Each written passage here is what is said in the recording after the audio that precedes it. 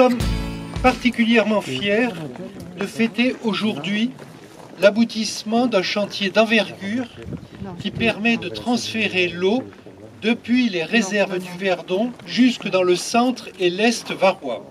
C'est 10 ans de travail qui permettent d'aboutir aujourd'hui à cette inauguration autant symbolique que pratique. C'est l'association des communes du Golfe de Saint-Tropez qui a permis aujourd'hui, avec nos partenaires, de réaliser ce qu'aucune commune n'aurait pu réaliser seule.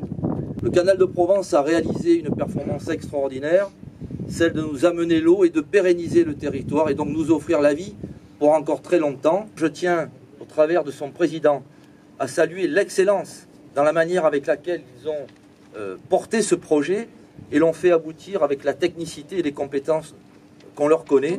Je suis en tout cas très fière aujourd'hui de représenter le Var pour inaugurer ensemble l'un des plus emblématiques projets d'adduction en eau de la Société du Canal de Provence.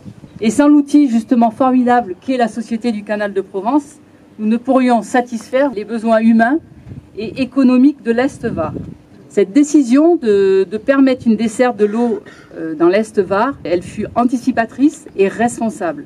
Le sud-est varois ne dispose pas de ressources en eau locale suffisantes pour répondre aux besoins en alimentation en eau potable, sans mettre en péril les ressources locales qui sont très fragiles. Et le changement climatique en cours, qui renforce les étiages et rend l'eau encore moins disponible, ne fait qu'aggraver la situation. Alors ce transfert va permettre la substitution de 6 millions de mètres cubes qui auparavant étaient prélevés sur les ressources locales et tout en étant dimensionnés, c'est aussi sa vision prospective, pour les besoins à l'horizon 2030. Les différents partenaires ont su s'entendre intelligemment dans le but d'assurer une gestion coordonnée et sécurisée des ressources en eau au bénéfice de tout l'Est de notre département. 100 millions d'euros, mes chers amis, ce qui en fait le plus grand chantier du 21e siècle de la région Provence-Alpes-Côte d'Azur. Les effets du changement climatique accentuent les phénomènes météorologiques extrêmes. Les cultures qui étaient dites pluviales, comme la vigne, l'olivier, l'amandier, le blé dur, mais aussi la truffe ou la figue, dans le département du Var, ont aujourd'hui besoin d'un apport d'eau complémentaire à la pluie. Et la préservation de notre biodiversité, elle est essentielle dans notre région. Les habitants du sud de la France continuent à effectuer des travaux d'ampleur liés à l'économie de l'eau, soulignant la permanence de la prégnance de cette problématique dans la région.